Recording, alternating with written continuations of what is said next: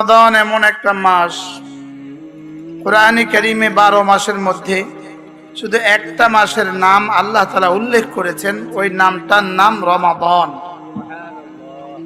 রমাদান শব্দটা যদি কেউ বলে, শাহরু রমাদান, কোরআনের অংশ হিসাবে কেউ যদি রমাদান শব্দটা বলে, প্রতিটা হরফে 10টা করে নেকি পেয়ে যাবে। শাহরু রমাদান বলেন, শাহরু রমাদান। রমজান মাস বলেন। যদি আর কোনো শব্দ না হইতো, শুধু এই এক শব্দই হইতো, শাহরু রমাদান, তাইলেও রমজান কতটা দামি এটা বোঝার জন্য যথেষ্ট হয়ে যেত। যেহেতু এই মাসের নাম স্বয়ং কে নিয়েছেন?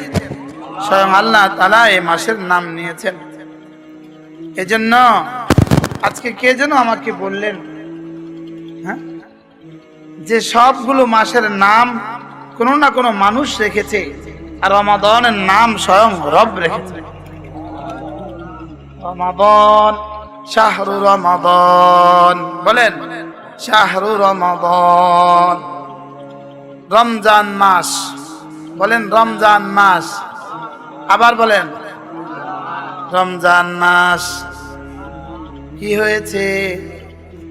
উনজিলা ফীহিল কুরআন, এই মাসে আমি কোরআন দিয়েছি। সুবহানাল্লাহ। রমজান মাসে আমি কোরআন পাঠিয়েছি। রমজান মাসে আমি কোরআন পাঠিয়েছি। বলেন, রমজান মাসে কোরআন নাজিল করা হয়েছে। মিল আছে কেমন দেখেন। আর রহমান আল্লামাল কুরআন, শাহরু রমাদান। রহমান, কুরআন, রমাদান।